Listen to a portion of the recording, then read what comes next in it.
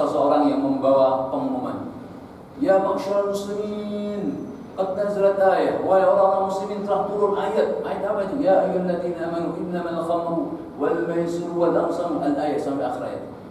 Satu apa yang dilakukan oleh mereka sementara cangkir khamr, segelas khamr sudah ada di tangan mereka. Apa yang mereka lakukan? Apakah kemudian mereka mengatakan, ya Rasulullah, terakhir ya Rasulullah? Apakah seperti itu? Ya, ya Allah, terakhir ya Allah. Tidak. Totalitas begitu turun ayat Allah Azza wa Jalla langsung dibuang semua. Dan Imam Ibn Katsir rahimahullah beliau mencuplikan terkait dengan peristiwa ini sampai kota Madinah banjir. Ya, karena apa? Karena banyak orang-orang yang menuangkan atau menumpahkan minuman-minuman khamr yang sudah ada di tangan mereka. Gak ada lagi. Bahkan lebih daripada itu, ada orang yang salah satu sahabat Nabi SAW, ya, yang beliau jualannya itu memang khamr saat itu. Dia baru datang tuh dari Syam, dari negeri Syam, ya. Bawa bawa apa istilahnya, mengimpor minuman khamr dari Syam untuk dijual di kota Madinah. Dan dia sudah menyiapkan satu botol khusus untuk Nabi Muhammad SAW. Dan saat itu beliau belum tahu, ya, telah turun ayat tadi, surat Al-Maidah ayat 9. Begitu datang di kota Madinah, dan tentu saja yang namanya seorang importer, dia datang bukan satu picis, dua picis, tentu saja ya, berkontainer, mungkin bahasa kita seperti itu ya, berkontainer. Hingga begitu sampai datang di kota Madinah, dia memang sengaja langsung datang terlebih dahulu menemui Rasulullah Muhammad SAW. Ya Rasulullah, ini adalah khamar terbaik dari kota Syam ya Rasulullah. Hadiah untukmu ya Rasulullah. Nabi SAW tersenyum. Wahai fulan, wahai sahabatku, apakah kau belum mendengar Allah Subhanahu wa taala berfirman, ya ayyuhalladzina amanu innamal khamru wal maisiru wal ansabu wal azlamu rijsun min amali syaitan fajtanibuhu la'anakum. Belum ya Rasulullah. Mulai sekarang berhentilah kau menjual khamr. Subhanallah. Padahal beliau baru datang ngimpor. Namanya ngimpor dari negeri Syam, enggak sedikit, banyak sekali. Apa yang bilang ya Rasulullah? Mohon kesempatan balik modal dulu aja ya Rasulullah. Apakah seperti itu? Tidak. Ya, beliau langsung subhanallah pulang, masuk ke gudangnya dan menumpahkan seluruh minuman-minuman khamar yang baru saja dia beli dari Syam, negeri Syam. Allahu Akbar. Ya.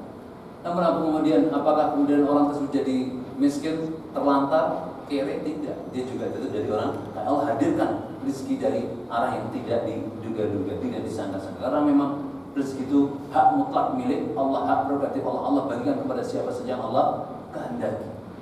Nah, inilah zaman mati Allah, totalitas. Enggak mikir lagi, ya Allah ini nanti keuntungan saya bagaimana, bla bla bla. Totalitas. Kalau sudah memang Allah dan Rasulnya sudah menyatakan ini haram, tinggalkan. Kalau Allah Subhanahu wa taala sudah menyatakan halal, maka boleh kita ambil, boleh kita tidak. Ya. Kalau ini sudah menjadi perintah, maka sami'na wa ata'na. Itu tanda orang yang beriman. Tidak lagi memilah dan memilih. Ya Rasulullah aku pilih ini, ya Rasulullah aku pilih itu, tidak. Ya. Wah, hatta dalam masalah hukum juga demikian. Ketika kita sudah mengatakan hukum Islam itu seperti ini, syariat untuk membagi warisan harus seperti ini, sami'na wa ata'na. Dan itu Bapak Ibu sekalian, esensi daripada keimanan kita, taat secara totalitas kepada Allah dan Rasulnya. Terekam dalam firman Allah Azza wa Jalla dalam surat An-Nisa ayat yang ke-65. Fala wa rabbika la yu'minuna hatta yuhakkimuka fima shajara bainahum thumma la yajidu fi anfusihim harajan mimma qadaita wa yusallimu taslima. Tidak demi Tuhanmu wahai Muhammad, mereka belum dikatakan beriman sampai mereka menjadikan engkau seorang hakim yang memutuskan hukum di tengah-tengah mereka, dan mereka menerima keputusan hukum darimu itu dengan lapang dada dan tidak mendapatkan dalam dirinya harajan mimma qadaita, rasa keberatan terhadap apa yang kau telah putuskan. Wa yusallimu taslima, dan mereka menyerahkan sepenuhnya urusan ini diatur oleh Allah dan Rasulnya. Begitu orang beriman itu. Enggak boleh ini ngikutin tren gara-gara hanya sekedar menginginkan kemudian kita melanggar syariat Allah Subhanahu wa taala, tidak boleh. Ya, trennya orang biasanya buka aurat, ya kita buka aurat tidak boleh. Ketika sudah buka aurat haram, ya kita tetapkan haram. Maksudnya trennya riba, ya kalau nggak riba kita nggak punya mobil, nggak punya rumah, nggak punya apa, mas gimana? Mas nanti kalau nggak ngutang di bank, sudah tahu biasanya riba, ya kan?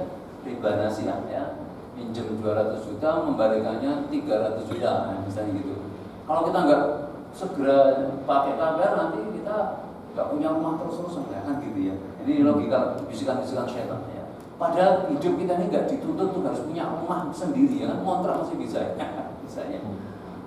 Belum lagi gaya hidup sekarang kalau nggak punya mobil, nggak kece, nggak keren dan seterusnya. Akhirnya apa? Melanggar syariat Allah, pinjam sana pinjam sini. Ya.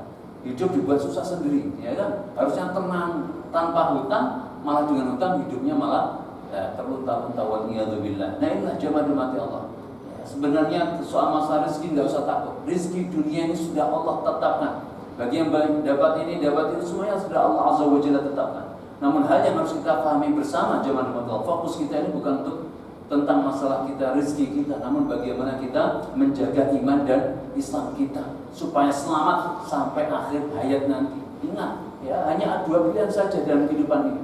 Hanya ada dua pilihan. Faman syaa'a falyu'min wa man syaa'a falyakfur.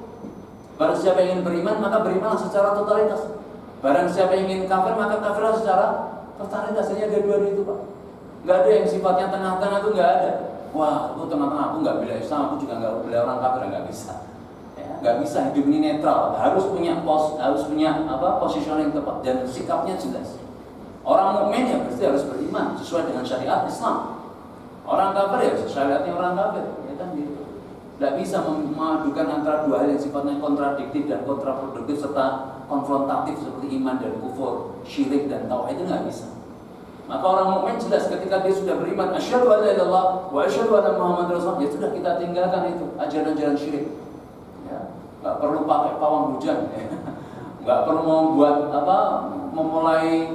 memulai usaha harus pergi ke dukun dulu, nggak perlu. Istikharah, minta petunjuk kepada Allah, mulai bisnis, mulai usaha dan seterusnya. Setiap kali beraktivitas, kita pastikan bahwa aktivitas kita ini untuk mencari ridha Allah Azza wa Jalla. Nah, seperti itu orang beriman, jamaah Allah. Begitu pula dalam masalah pola pikir, ya, pemahaman berpikir kita. Tidak boleh, ya, pemahaman berpikir ini akan mempengaruhi karakter jamaah di dalam Allah, ya. Kalau pola pikir kita dapat pola pikir yang salah, ya akan mempengaruhi karakter kita, dan karakter juga akan menjadi karakter yang salah. Maka kita lihat dari terjadi split personality di tengah-tengah umat Islam. Apa itu buktinya? Contohnya, Mas, aku ini Muslim loh Mas, tapi aku ini ya komunis. Ada atau tidak, Pak? Halo, ya kan? Ada atau tidak? Nah, ini split personality, nggak bisa kayak gitu. Aku Muslim loh Mas, tapi aku ya kapitalis, gitu loh. Nggak bisa. Aku komunis Mas, tapi aku pluralis, nggak bisa. Aku Muslim Mas, tapi aku ya liberalis. Model-model orang kafir berarti nggak bisa. Kalau you Muslim, kita sudah menyatakan Muslim 100%. Tidak boleh setengah-setengah, itu tidak boleh Bapak Ibu sekalian. Kalau di setengah-setengah berarti masih belum beriman, ya. Suatu ketika datang kepada Nabi Muhammad SAW ini dalam kejadian yang lainnya, kami membenarkan apa yang kau datang wahai Muhammad. Cuma tolong berikan kami kesempatan untuk tetap juga memuliakan warisan budaya nenek moyang kami. Wah, gitu. Itu apa? Lata, Uzza, Manat. Itu ini kan tawaran yang luar biasa, ya kan? Nabi Muhammad didatangi oleh pembesar-pembesar Quraisy, kafir Quraisy pada saat itu, ya. Tentu saja kita tahu bahwa di 5 tahun pertama dakwah Nabi di kota Makkah itu penuh dengan intimidasi, penuh dengan tindakan represif dari rezim kafir Quraisy. Dan banyak sekali ya, penangkapan yang terjadi, persekusi, kriminalisasi terhadap Nabi Muhammad dan juga para pengikutnya. Tidak sedikit pula yang mereka itu terbunuh, melayang nyawanya demi dalam rangka untuk menjalankan untuk menjaga keimanan mereka. Ya, Bilal bin Rabah, dosanya Bilal bin Rabah sampai boleh ditangkap, diseret, disiksa? Apa dosanya Ibunda Dinero sampai boleh disiksa hingga buta matanya? Coba seperti itu. Apa dosanya? Apa kesalahan yang dilakukan oleh seperti Ammar bin Yasir dan keluarganya? Tidak. Deliknya cuma satu, Anda ditangkap karena ada Islam, gitu aja waktu itu. You pengikutnya Nabi Muhammad, tangkap sama itu. Nah, kondisi 5 tahun pertama itu zaman sampai tahun ke-6 kenabian luar biasa. Ya, Nabi SAW mendapatkan tekanan hingga kemudian akhirnya apa? Ya, orang-orang kafir Quraisy juga mereka pusing juga, ini kenapa kok kita tekan terus-menerus setiap harinya namun pemeluk agama Islam yang mengikuti Nabi Muhammad kok semakin banyak. Wah, hingga akhirnya mereka pun bermanuver ya. Setelah mereka menggunakan hard approach, wah pendekatan yang kasar, yang pendekatan yang tadi, dia bermanuver soft approach ya. Ya udah Muhammad, biar kita win-win solution deh. Gimana menurut kamu? Ya udah, kita akan siap deh mengikuti agama kamu selama 1 tahun. Namun bergantian ya, tahun berikutnya you mengikuti agama kita. Jadi enak, hidup kita berdampingan, asik kan? Jadi win-win solution nih. Nah, akhirnya apa? Turunlah firman Allah Azza wa Jalla, "Qul ya ayyuhal kafir." You kamu jadi kafir 100%. Gitu. Intinya gitu, Pak. Ungkapan yang lain. Yo jadi muslim ya muslim 100%, nggak bisa 1 tahun ibadah sesuai dengan syariat Islam, 1 tahun ibadah sesuai dengan ibadah nenek moyang warisan budaya, nggak bisa. Kalau muslim ya muslim 100%. Qul ya ayyuhal kafirun la a'budu ma ta'budun. Saya ikut semuanya hafal terkait dengan surat Al-Kafir. Inilah jamaah Allah. Totalitas dalam beriman, totalitas dalam Islam. Dari mulai pola pikir kita, nggak boleh split personality. Saya muslim, ya harus muslim. Pola pikirnya juga muslim. Ya. Worldview-nya juga Islamic worldview gitu ya. Pandangannya, perspektifnya juga perspektif muslim. Ketika melihat suatu permasalahan, sudut pandangnya harus dipakai ya sudut pandang kacamata Islam berdasarkan pada Al-Quran Al-Karim dan hadis-hadis Nabi Sallallahu Alaihi Wasallam. Begitu, nggak bisa pelintang-pelintun ya, pelintang-pelintun dari ini ngomong A bisa ngomong B dan seterusnya, nggak bisa. Orang Muslim itu punya prinsip yaitu memegang ya Al-Quran Al-Karim, hadis-hadis Nabi Sallallahu Alaihi Wasallam, ajaran-ajaran Islam secara totalitas. Dan inilah tanda bukti iman seorang hamba. Dan kita tutup dalam pembahasan ini yaitu firman Allah Azza wa Jalla ya, itu dalam surat Al-Imran yang saya juga sudah semuanya menghafalnya. Ya ayyuhalladzina amanu taqullaha haqqa tuqatih wa la tamutunna illa wa antum muslimun. Wahai orang yang beriman, bertakwalah kalian kepada Allah dengan sebenar-benarnya takwa, dan janganlah kalian itu mati kecuali dalam kondisi muslim. Islam itu harga mati bagi kita. Yang lainnya boleh terganti, betul? Yang harga mati dalam diri kita itu Islam, bukan yang lain. Sebagai seorang Muslim, hidup kita harus sesuai disesuaikan dengan syariat Islam. Dan itu bukti keislaman, keimanan kita sampai mati. Sampai mati. Kalau kita mati dalam kondisi iman dan Islam, totalitas di dalamnya, maka insya Allah itu menjadi pertanda kebaikan untuk kita. Husnul khatimah. Dan jelas tempat akhirnya juga jelas, surga di sisi Allah. Dan barang siapa yang kemudian mempermain-mainkan Islam, syariat Allah Azza wa Jalla ini, maka jelas ini bagian dari golongan kaum munafik yang nantinya juga akhirnya dikelompokkan pula, dikumpulkan pula oleh Allah Azza wa Jalla sama orang-orang kafir. Innallaha jami'ul munafiqina wal kafirina fi jahannam jami'an. Sesungguhnya Allah Azza wa Jalla mengumpulkan orang-orang munafik dan orang-orang kafir di neraka jahanam.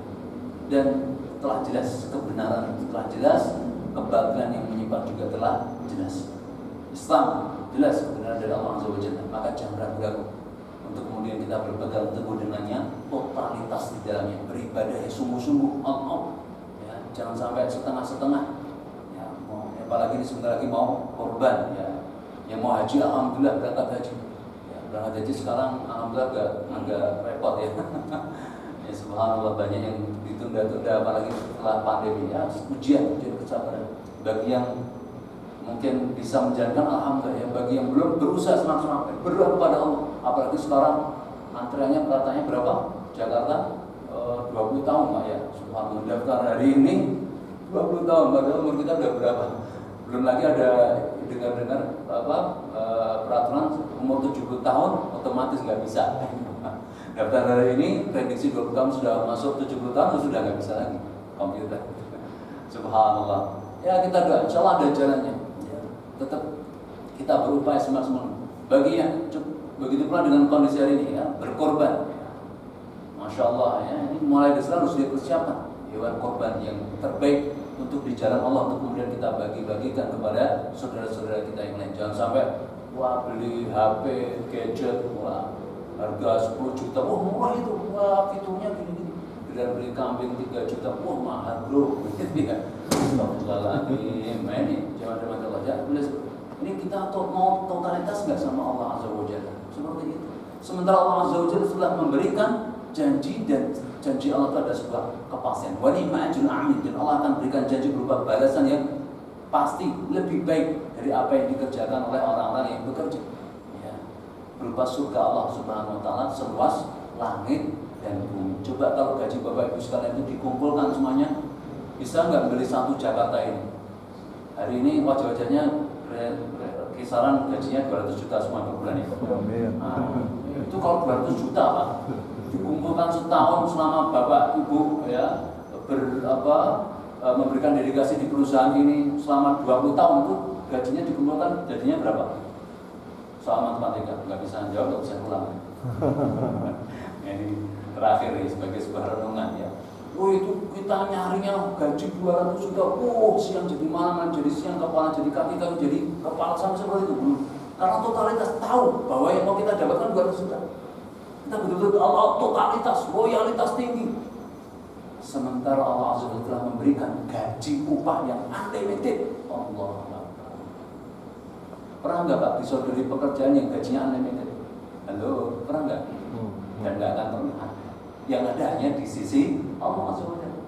Wa ni'ma ajrul 'amilin, itu dari Allah Subhanahu wa taala. Innama yuwaffas sabiruna ajrahum bighairi hisab. Sungguhnya balasan bagi orang yang bersabar di atas keimanan dan keislaman itu balasannya tak terbatas. Bighairi hisab, unlimited. Itu dari Allah Azza wa Jalla.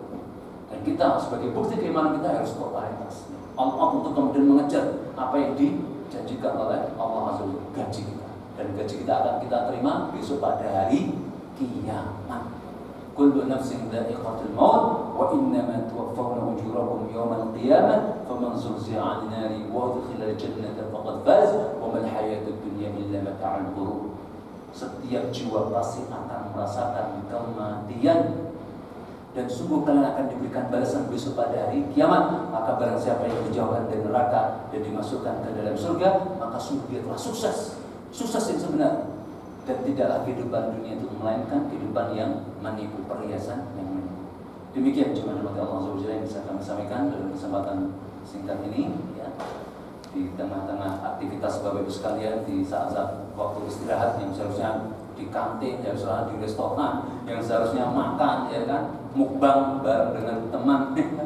Namun justru Bapak Ibu sekalian memilih untuk ngaji, ini sesuatu sekali, sesuatu yang paling menjadi perjuangan tersendiri bagi Bapak Ibu sekalian ya, di sela-sela waktu istirahat Bapak Ibu sekalian. Semoga Allah Azza wa Jalla menerima amal ibadah Bapak Ibu sekalian, dan semoga semuanya keberadaan kita di majlis Muharram saat ini menjadi bagian dari amal yang diterima oleh Allah dan menjadi pemberat timbangan kebaikan kita di hari kiamat nanti. Serta semoga Allah Azza wa Jalla hadirkan dalam diri kita untuk totalitas bersungguh-sungguh beribadah kepada Allah hingga akhir hayat kita nanti. Amin Allahumma.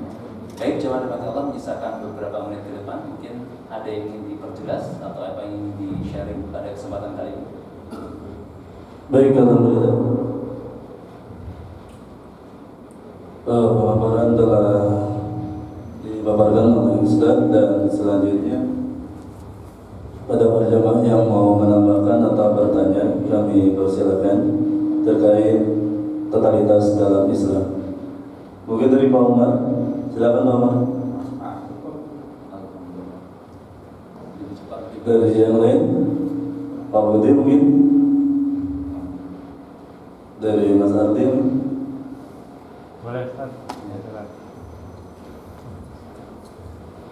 Diandangin ya. Assalamualaikum warahmatullahi wabarakatuh. Waalaikumsalam. Ustaz, mau tanya, bagaimana kita menghadapi tadi kan dijelaskan tentang orang munafik ya, dalam kehidupan berrelasi ya sesama ini. Bagaimana kita menghadapi orang munafik ya di dalam kehidupan sehari-hari, misalnya kan kalau aplikasinya kayak gimana gitu. Yang pertama, yang kedua terkait dengan kita harus menjalankan, tadi seperti dijelaskan, kita harus menjalankan Islam secara totalitas ya. Secara totalitas itu kadang kan jangan dipengaruhi oleh hawa nafsu gitu kan, kita yang sesuai dengan hawa nafsu gitu. Itu gimana ya kalau kita bisa menumbuhkan prinsip itu ya di dalam kita bertindak itu, ada tipsnya nggak? Jangan sampai hawa nafsunya itu malah yang lebih besar, sehingga kita goyah dalam menjalankan totalitas itu dalam Islam, itu ada caranya atau doanya gitu Ustaz, kalau gitu. Tips gitu tuh Ustaz, terima kasih. Baik, terima kasih barakallahu fiikum. Terkait pertanyaan pertama, bagaimana kita mensikapi keberadaan orang-orang munafik ya di tengah-tengah kita, ya, atau di antara kita, di antara umat ini. Ya, ini juga pernah dicontohkan oleh Rasulullah Muhammad SAW. Nabi SAW hidup juga di tengah-tengah mereka ada orang-orang munafik setelah beliau hijrah di kota Madinah. Ya, orang-orang munafik, orang-orang yang menyembunyikan kebencian terhadap Islam, namun menampakkan keislaman. Omongannya, gerakannya menampakkan bahwa kami ini Islam, namun hatinya akhirnya benci Islam. Nah, itu orang munafik. Jangan mati Allah. Bukan dikatakan orang munafik, ya kamu munafik ya, nih kamu disuguhin makan nggak makan. Nah, itu bukan. Padahal kamu mau ya. Bukan ya. Maksud daripada esensi daripada kemunafikan adalah ketika dia menampakkan keislaman, namun hatinya menyembunyikan kekufuran. Itu definisi akidah. Maka terkait dengan orang-orang munafik, maka apa? Dicontohkan Nabi SAW agar kita tetap berlaku sabar dengan mereka, ya, tetap berlaku sabar dengan mereka, dan sekaligus yang kedua menunjukkan perbedaan yang nampak antara orang beriman dengan mereka. Dan kita lihat betul ya, saat beberapa peristiwa-peristiwa genting dan menegangkan yang mengancam kota Madinah, akan apa? Orang-orang munafik dan orang-orang mukmin. Siapa yang betul-betul membela Allah, membela Rasulnya, membela Islam dan kaum muslim, maka dia orang yang beriman sesungguhnya. Dan sebaliknya, ketika mulut-mulut orang tersebut, tangan mereka, tulisan mereka, perilaku mereka justru malah mendukung orang-orang kafir, maka itulah orang munafik. Sebagai sekedar contoh saja ya, banyak contoh dalam sirah Nabawi ini terkait dengan perang Tabuk, perang terakhir yang dipimpin langsung oleh Rasulullah Muhammad SAW. Saat itu Nabi SAW mendengar informasi intelijen 250.000 pasukan kaum Romawi sudah berada di kota Balqa. Ya, di kota Balqa hari ini masuk ke wilayah Jordania ya. Dan mereka langsung menyasar kota Madinah di tahun ke-9 Hijriah. Maka saat itu langsung Nabi Muhammad SAW memobilisasi kaum muslim, bahkan hanya di kota Madinah saja, namun di seluruh kabilah-kabilah yang sudah menyatakan Islam diminta untuk berjihad bersama-sama. Tidak terkecuali kota penduduk Mekah yang baru saja berislam setahun yang lalu, mualafkan mereka. Sampai kemudian kekuatan kaum muslim itu terkumpul 30.000. Berarti masih kurang sedikit atau kurang banyak? Musuhnya tadi 250.000 Pak. Ini dari terkumpul 30.000. Allah Akbar. 30.000. Apa yang terjadi pada saat itu? Di saat kaum muslimin, di saat Rasulullah SAW sedang berjibaku untuk